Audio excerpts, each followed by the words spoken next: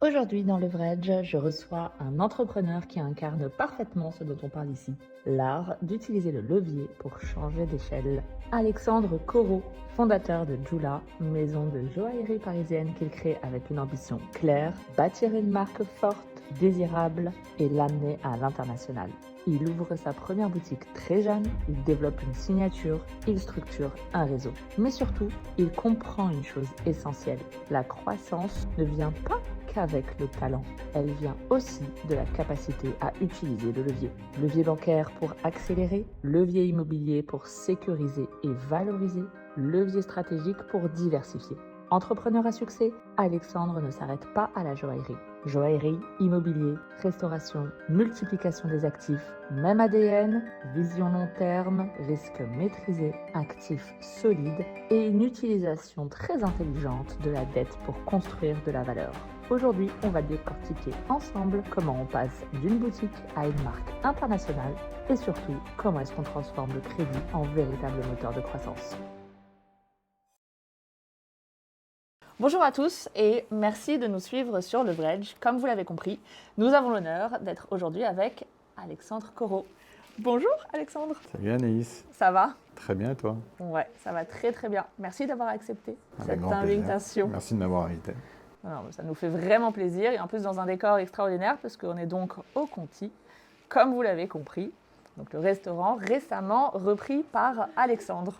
On va parler donc, comme vous le savez, d'effets de levier, de comment est-ce qu'on fait pour optimiser la dette bancaire, etc. Toi, Alexandre, on a compris que tu avais un parcours entrepreneurial très dense, très important depuis le plus jeune âge.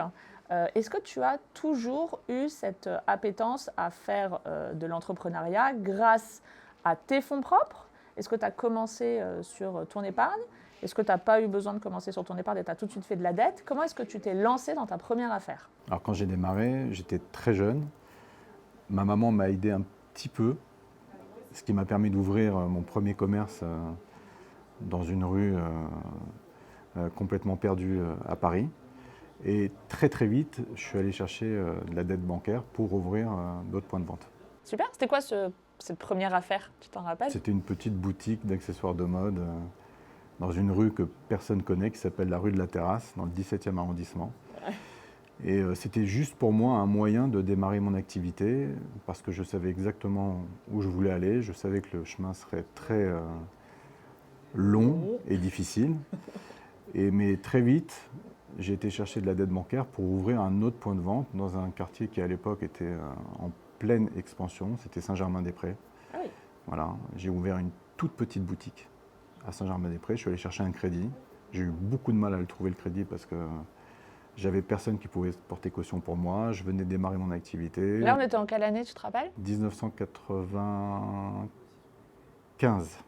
D'accord. Ah oui, et donc tu vois, ce qu'on dit qu'avant c'était quand même beaucoup plus facile, en réalité, Non, pas plus que ça. non, En réalité, c'était très difficile. c'était très difficile. Et tu avais demandé un gros levier bancaire. Non. Tu toques à la porte du banquier, tu dis voilà, j'ai déjà une affaire dans le 17e, je veux ouvrir une deuxième affaire à Saint-Germain-des-Prés, donnez-moi la totalité, j'ai besoin de, je sais pas, 150 000 francs peut-être à l'époque. À l'époque, ouais, c'était à peu près ça. Ouais.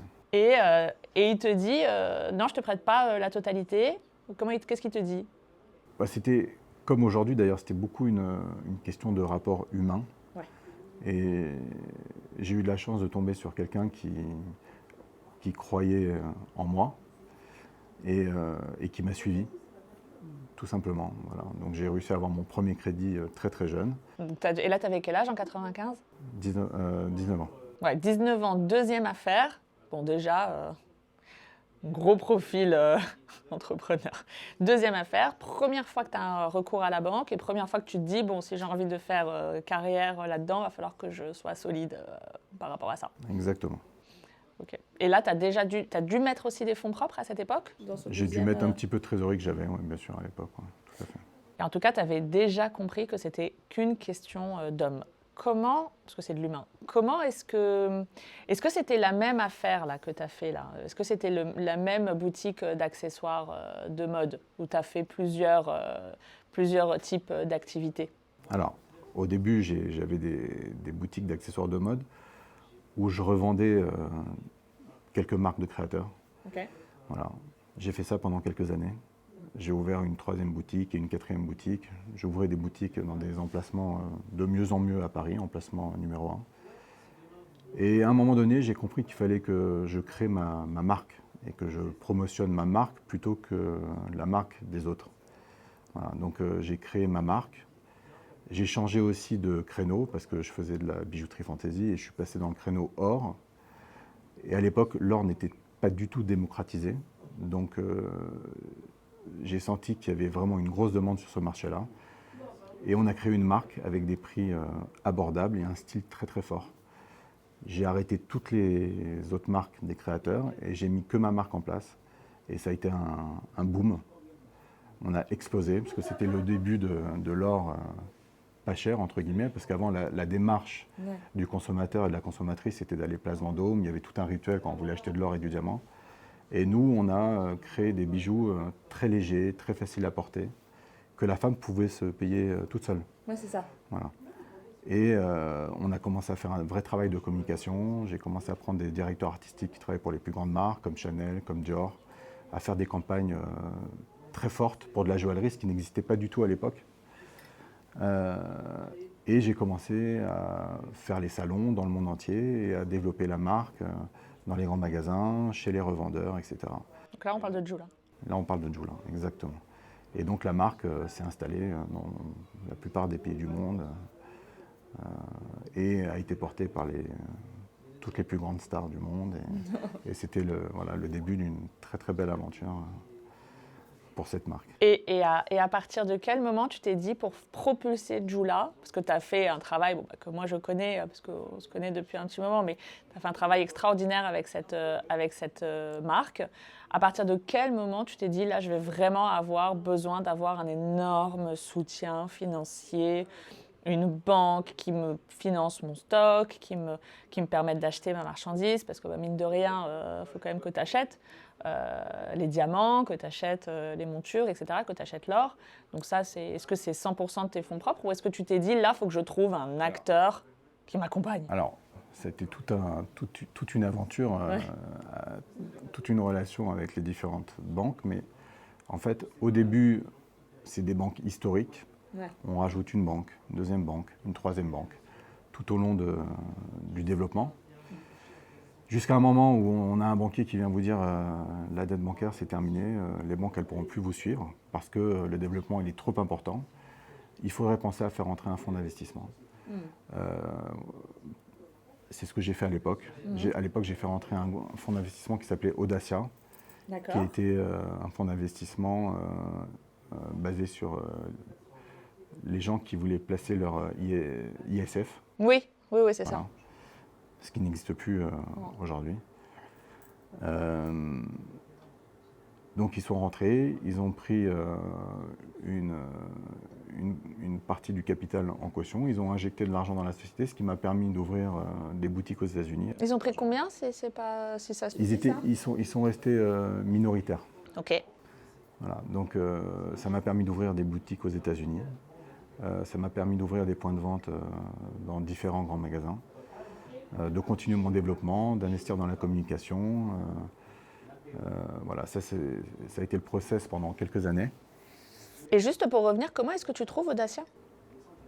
C'est un banquier qui m'en a parlé. Donc c'est ton partenaire historique peut-être? Un banquier historique? Même pas? Non, c'était un autre banquier qui est venu par la suite. Après, je me suis dirigé de plus en plus vers des banques d'affaires. Voilà, c'est ça. Au début, on ouvre dans une banque de quartier. Retail, oui. Voilà. Après, on rentre en banque d'affaires. En centre d'affaires. Et puis après, en gestion de fortune. Voilà. Et ensuite, ils m'ont gentiment dirigé vers ce fonds d'investissement. Et ça a été dur pour toi de les convaincre? Non, et puis ils étaient plutôt... honnêtement, ils plaçaient leur argent plutôt facilement. Et ce n'était pas un fonds d'investissement qui était très pesant. Ouais. Ils participaient à aucune décision. Oui, c'était un sleeping partner. C'était un sleeping partner. C'était plus un banquier plus. Et là, à ce moment-là, tu faisais quel niveau de chiffre d'affaires avec Jula? Est-ce qu'on fait rentrer ce type de fonds quand on fait 1 million d'euros de chiffre d'affaires, 5 millions, 10 millions, 20 millions? Ils ont commencé à mettre la pression quand j'avais dépassé les 5 millions d'euros de chiffre d'affaires. Ok.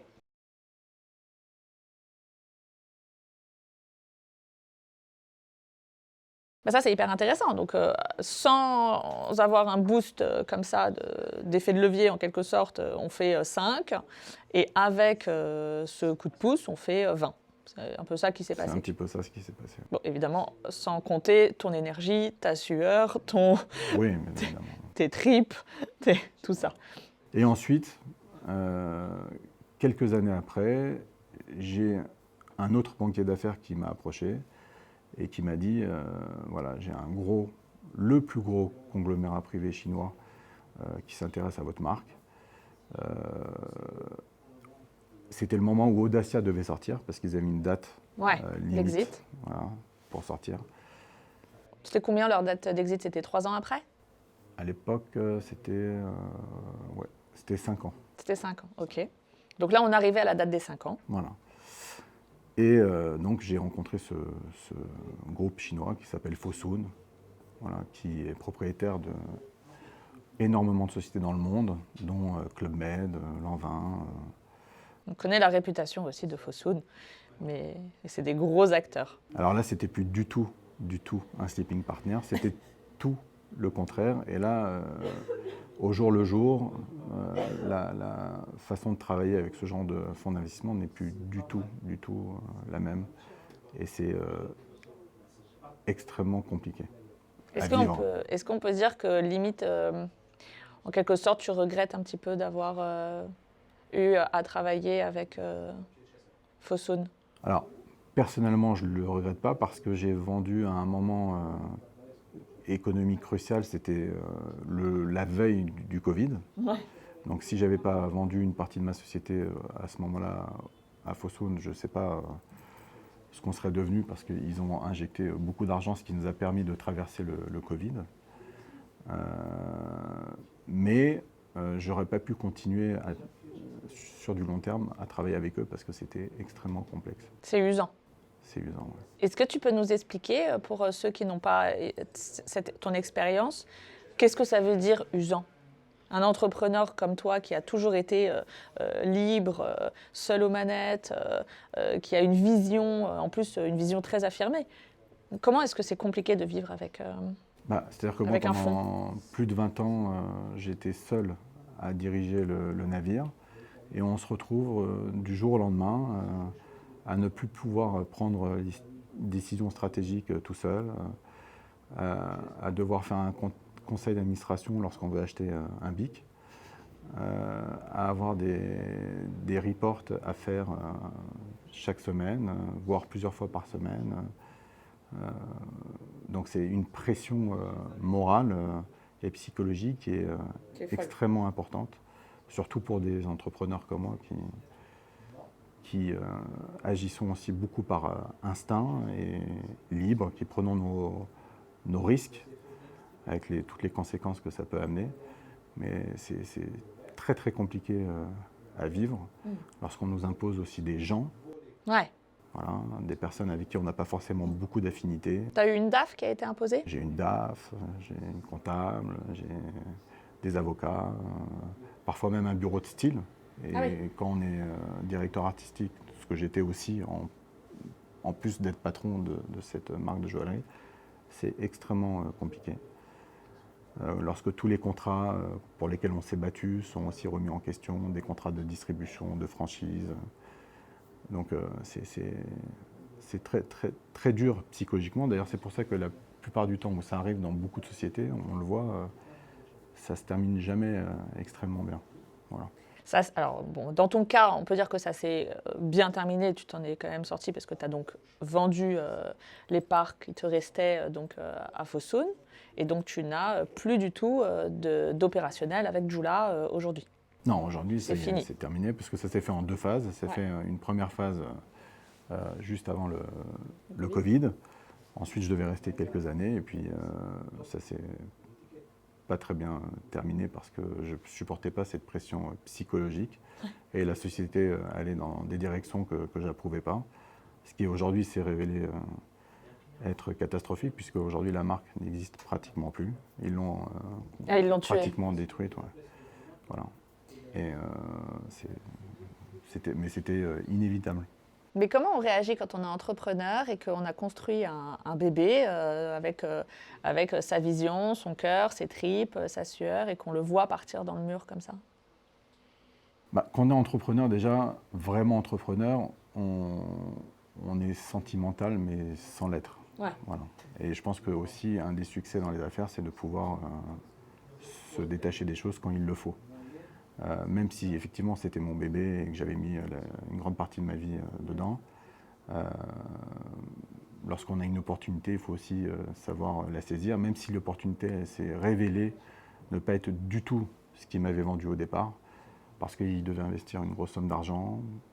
Ils n'en ont pas investi une grosse partie. Ce qu'ils ont investi, ils ont investi la moitié, en 3/4, même pas. Le quart. Ouais, ce qu'ils ont investi, Et en plus, ils l'ont repris pour le réinvestir en Chine, dans des sociétés qui leur appartenaient complètement, qui étaient complètement opaques, où j'avais pas du tout la vision et le contrôle dessus.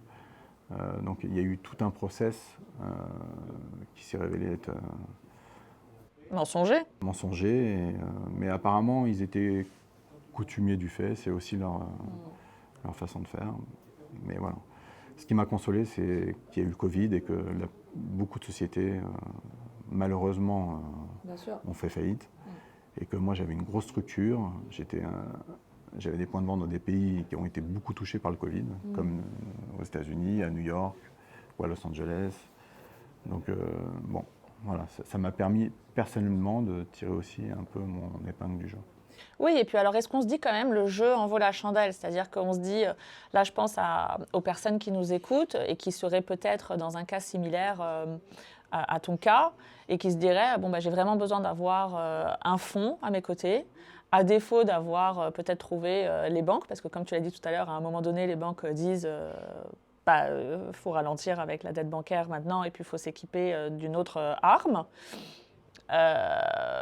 Est-ce qu'on ne se dit pas, c'est vrai que ça a été très difficile, mais bon, en effet, il fallait le faire, c'était la bonne décision. J'ai été très bien conseillée par cette boutique de M&A, par ce banquier d'affaires. Le jeu en vaut la chandelle. On se dit ça ou on se dit, j'aurais peut-être Il y a deux écoles où on se dit qu'il vaut mieux rester chez un petit chez-soi et faire ce qu'on veut, ou alors donner une dimension internationale à sa société. Moi, je pense aujourd'hui, avec le recul, que les contrats doivent être extrêmement bien négociés lorsqu'on fait ce type de fusion-acquisition. Je pense que le dirigeant doit toujours garder, tant qu'il est aux manettes, la majorité.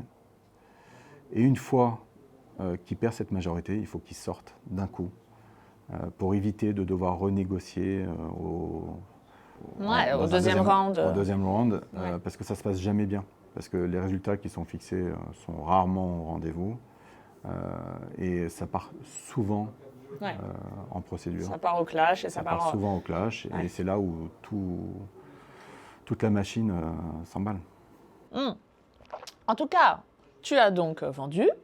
Tu as donc bénéficié de ton exit, qui représente un certain capital. Et la force de ça, c'est qu'avec ce capital, tu as donc construit autre chose.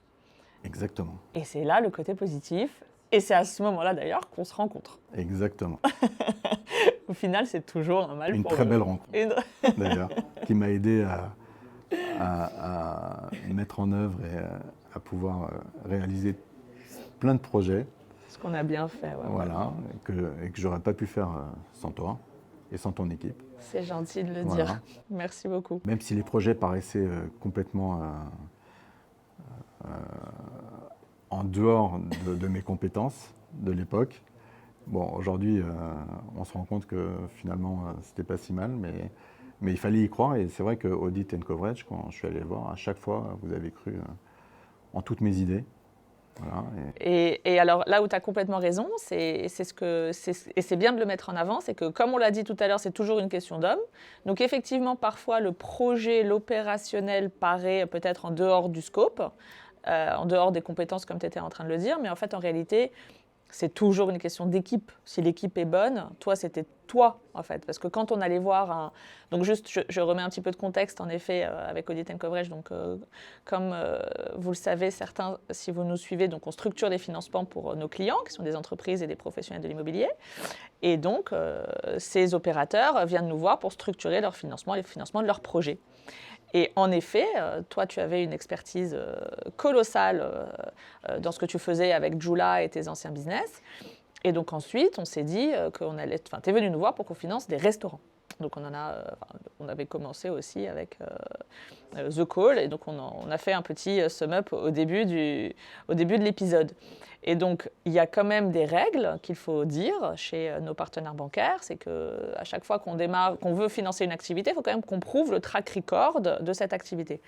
Donc là, il y a un petit, pas couac, mais en tout cas, il y a un petit point de blocage où on se dit, l'opérateur a une très solide expérience dans l'entrepreneuriat. Par contre, effectivement, à ce jour, il n'a pas encore opéré de restaurant. Donc, il faut quand même lui financer le restaurant.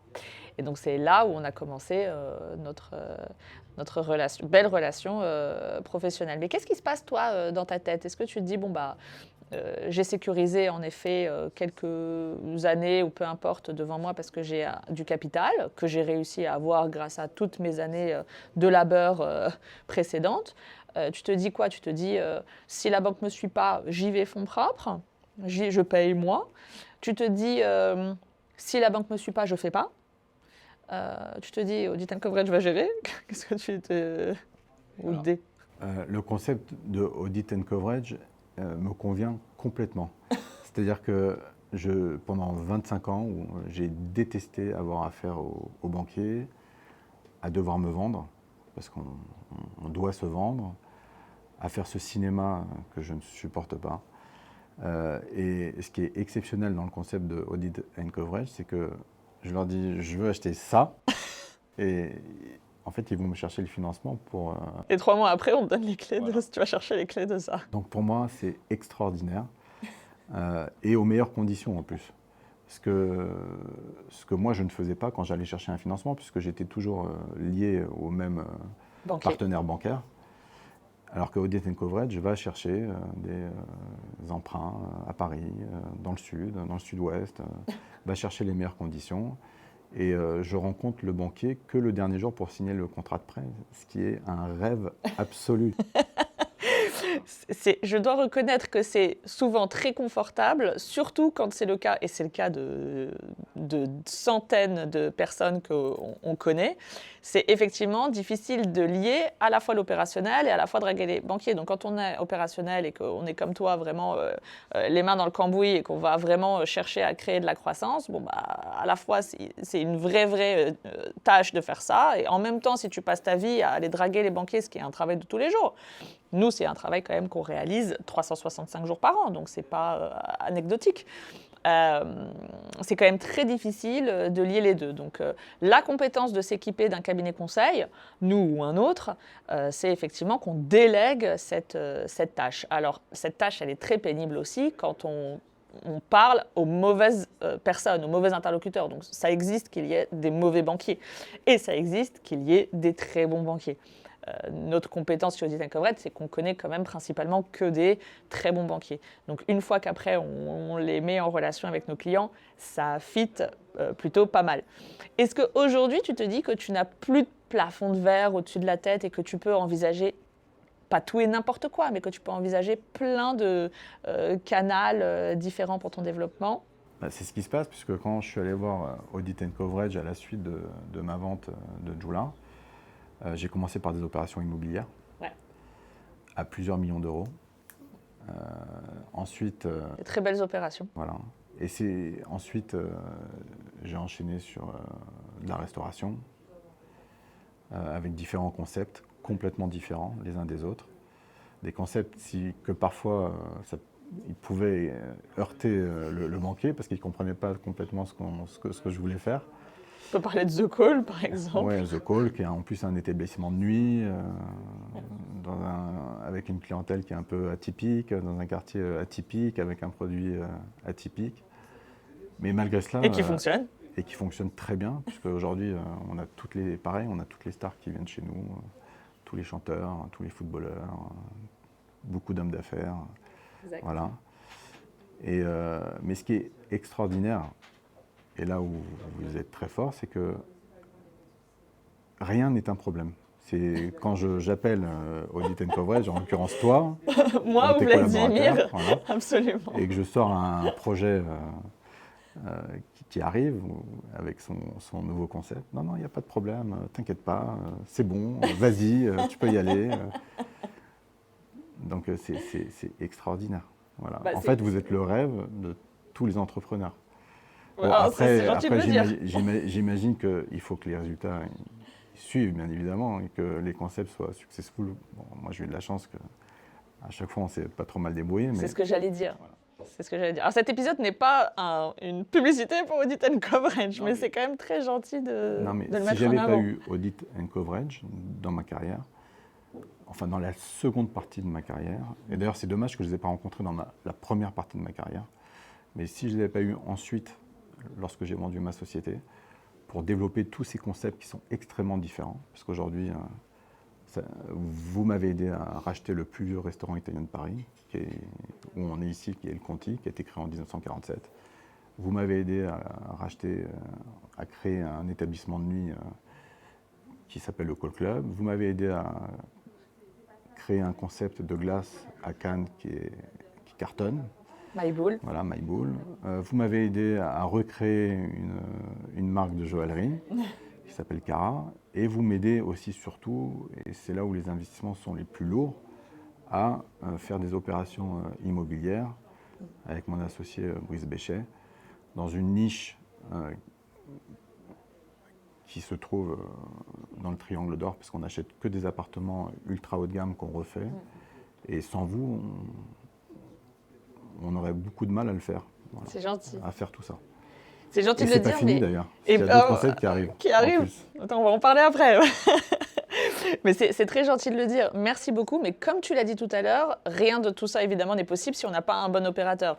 Donc, je dis très souvent, et c'est pas du tout en rigolant et c'est pas du tout en l'air que tu es une star, mais c'est aussi parce que tu es un très bon opérateur. Tu sais parfaitement exécuter tout ce que tu fais. Que ce soit la restauration, c'est un sans faute. Que ce soit l'immobilier, c'est un sans faute.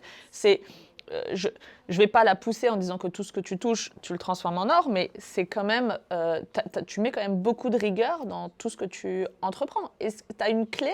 Qu'est-ce qui fait que ça se passe comme ça aujourd'hui? Je ne dis pas que c'est facile, parce que c'est très dur, je m'en rends vraiment compte. En plus, moi, je te connais vraiment au quotidien. Mais s'il y a quelque chose que tu as envie de partager aux gens qui nous écoutent, ce serait quoi? Comment est-ce qu'aujourd'hui... C'est beaucoup de travail, ouais. Énormément de travail, énormément de rigueur, comme tu l'as dit. Voilà, on ne laisse rien passer. On veille à chaque détail. Il y a une prise de risque. Qu'il faut savoir mesurer. Qu'il faut savoir mesurer. Voilà. La prise de risque, c'est toujours ne pas mettre en péril tout ce qu'on a pour un projet. Voilà, ça, c'est la règle. Donc, ça veut dire quoi, par exemple? Ça, c'est hyper intéressant. Ça veut dire pas de caution, ça veut dire pas tous les fonds propres, ça veut dire faire attention à l'apport. C'est les choses pour lesquelles vous vous battez en permanence pour moi, c'est pas de caution, le minimum d'apport, le minimum de fonds propres, le minimum de capitaux bloqués, etc. Et il y a aussi une sensibilité à avoir sur la vie de tous les jours. Aujourd'hui, on voit que le comportement d'un consommateur, il change complètement. Moi, quand j'ai démarré ma carrière il y a 35 ans ou 30 ans, le prêt-à-porter, la bijouterie, l'accessoire, ça marchait extrêmement bien. Aujourd'hui, je pense, mais c'est juste mon avis, le comportement du consommateur a complètement changé.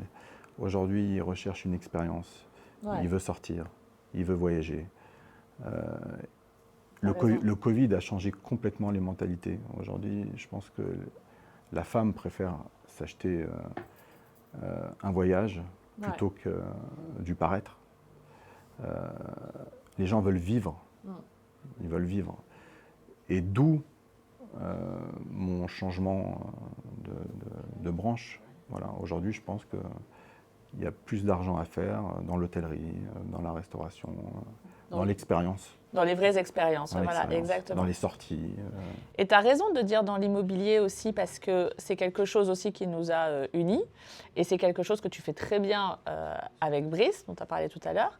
Je trouve aussi que dans votre manière d'appréhender l'immobilier, vous offrez aussi une nouvelle expérience à l'utilisateur qui va être la personne qui va très souvent se porter acquéreur des biens que vous avez transformés. Vous avez créé énormément de valeur.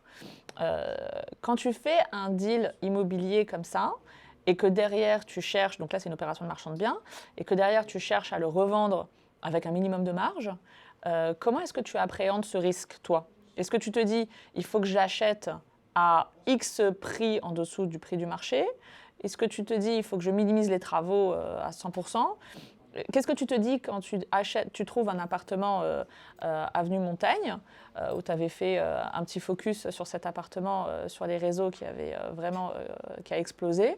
Qu'est-ce que tu te dis dans ta tête quand tu fais cette opération, quand tu commences cette opération ? Je pense qu'il faut faire le plus haut de gamme possible et viser les gens les plus riches du monde. Donc, l'expérience la plus ultra luxe. Voilà, exactement. Parce qu'il y a de plus en plus de milliardaires. Il y a de plus en plus de gens qui se rendent compte que Paris, c'est la plus belle ville du monde. Qu'à Paris, on a la chance d'avoir un immobilier de qualité. Voilà, et qu'il y a tout ce qui va autour, la culture, la gastronomie, toute l'expérience aussi que les gens recherchent aujourd'hui. Et il y a quelques quartiers aujourd'hui à Paris qui visent ce type de clientèle. Et donc nous, notre but, c'est de trouver le meilleur emplacement, le plus bel appartement avec le moins de défauts possible. Brice se charge de le sublimer. Voilà, parce que lui, il a la compétence travaux. Voilà, il a la compétence travaux. Donc on essaye de transformer ces appartements en véritables c'est des bijoux. Bijoux. Et quand tu l'achètes, cet appartement, tu te dis, il faut que je l'achète à un prix en dessous de son prix du marché, ou tu te dis, même si je l'achète au prix, de toutes les façons, je vais créer tellement de valeur que je ne vais pas avoir de problème à... On achète cher et on vend très très cher. Voilà, c'est ça. Voilà. Mais le concept, c'est que le client, enfin l'acheteur, le soir de sa signature avec le notaire, il puisse rentrer chez lui et dormir chez lui. Il met ses pieds sous la table. Voilà, parce qu'on fournit un appartement jusqu'aux chaussons, peignoirs, casseroles, couteaux, fourchettes. Voilà. C'est le concept. Voilà. Tu cherches à atteindre quelle performance quand tu vends ce type d'appartement ? Tu veux faire 20% de marge, 30% de marge ? Tu as un objectif ou tu te dis de toutes les façons je vais le vendre cher ? On cherche à gagner entre 5 et 8 000 euros du mètre. D'accord, voilà. en plus. En plus. Voilà. Oui, donc c'est quand même un objectif déjà qui est très fort. 5 à 8 000 euros du mètre, c'est évidemment des prix très élevés. Ça veut donc dire que tu es obligé d'aller chercher vraiment de l'ultra luxe. Et ça, c'est quelque chose que moi je prône. Vous êtes un peu rentré dans cette vision, dans ce concept, dans cette thèse d'investissement. Vous faites toujours la même chose. Vous avez cette vision-là. Vous n'en avez pas 150. Vous faites du ultra prime, vous retransformez, vous créez de la valeur en ultra luxe et il n'y a plus qu'à mettre la capsule de café dans la machine et vous avez fourni tout le reste. Ça, c'est votre thèse d'investissement. Vous n'avez jamais été chercher un autre moyen de faire de l'immobilier. Non. Ça, c'est votre sujet. On nous propose des terrains c'est ça, ouais. à construire, des entrepôts, des immeubles à racheter dans le 92, dans le 94. Ça ne nous intéresse pas. Nous, on reste que dans ce qu'on sait faire, c'est-à-dire du ultra luxe. Ouais. On se met dans la tête du consommateur millionnaire, milliardaire, qui veut s'acheter un appartement à Paris. Et on réfléchit comme si c'était nous. Et donc, on le fait comme si c'était pour nous. Comme si c'était pour vous, exactement. Et là, dans ce cas précis, le comportement des banques, qu'est-ce que tu en penses ? Tu trouves qu'ils sont quand même assez... Bon, alors c'est vrai que nous, on est beaucoup en support derrière, mais considérons qu'on n'a pas ce travail de filtre. Tu trouves qu'ils ont l'attitude qui est celle des banques, c'est-à-dire je prête, c'est mon rôle de prêter, je suis une banque, je prête. Ou alors est-ce que tu trouves que parfois ils sont quand même encore un petit peu timorés, encore un petit peu craintifs, encore un petit peu... Ils y vont pas à fond ? Je pense que, alors déjà, grâce à Audit & Coverage, je ne veux pas encore la ramener, mais vous avez réussi à trouver des partenaires Oui, c'est vrai. qui nous comprennent, Oui. qui sont sensibilisés à ce type de deal. Alors au début, c'était le premier deal, bien évidemment, il était plus compliqué, mais lorsqu'ils ont vu les scores qu'on arrivait à faire, aujourd'hui, j'ai l'impression, mais c'est toi qui es face à eux, j'ai l'impression qu'on arrive beaucoup plus facilement à trouver des emprunts qu'au démarrage. Oui. Parce que je pense qu'eux-mêmes étaient surpris aussi par déjà la qualité de ce qu'on faisait, les emplacements qu'on arrivait à trouver et les scores qu'on arrivait à dégager. Parce que la plupart des biens qu'on a vendus, on a réussi à les vendre aux hommes les plus riches du monde. Ouais. Voilà. Est-ce qu'on peut donner un exemple d'un appartement que tu as vendu? Alors moi, j'en ai un en tête, mais je ne sais pas si c'est celui-là que tu vas choisir. Mais est-ce qu'on peut donner un exemple avec des prix? Oui, bien sûr. Alors, d'ailleurs, la plupart des appartements qu'on a vendus dans le Triangle d'Or, on a réussi à les vendre aux alentours des 28 000 euros du mètre.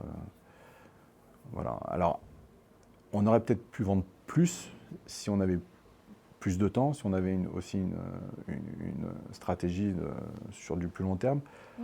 Je pense que c'est des appartements qu'on aurait pu vendre peut-être 30 ou 32 000 du mètre si on avait attendu un peu plus. Mais on préfère faire tourner et vendre un peu moins. Mais voilà, c'était des appartements exceptionnels, achetés par des gens extrêmement riches. Et là, on est encore sur d'autres projets encore plus majestueux qui vont sortir bientôt. Et j'espère que les résultats sont aussi positifs. J'ai hâte de voir ça. Est-ce qu'on arrive à la fin de l'épisode? Encore vraiment, merci pour cet échange. Est-ce que tu voudrais conclure en donnant un tips, un conseil? Peu importe le sujet, mais juste une chose qu'on aimerait retenir. Alors, dans mon conseil, il y en aura plusieurs. Ah! Il faut travailler beaucoup. Il faut croire en soi. Il faut suivre son instinct. Il faut écouter personne. Ah, j'adore. Surtout les gens qui essaient de vous démotiver en permanence. Quand on a un concept en tête, et qu'on y croit, il faut le réaliser. Et il faut savoir bien s'entourer. Ouais. Voilà. Et c'est aussi un petit peu une question de chance et d'opportunité. Voilà. Et moi, ma chance, c'est j'ai pu avoir dans mon entourage des gens exceptionnels, dont vous faites partie. Oh. Et c'est grâce à ça qu'on arrive à avancer. Franchement, j'ai envie de absolument rien rajouter après ça. C'est exceptionnel. Merci beaucoup pour cet échange, Alexandre. Merci à toi. C'est extra. Merci beaucoup. Je vous remercie de nous suivre sur Leverage. J'espère que cet épisode vous a plu et je vous dis à très bientôt pour la suite. Ciao!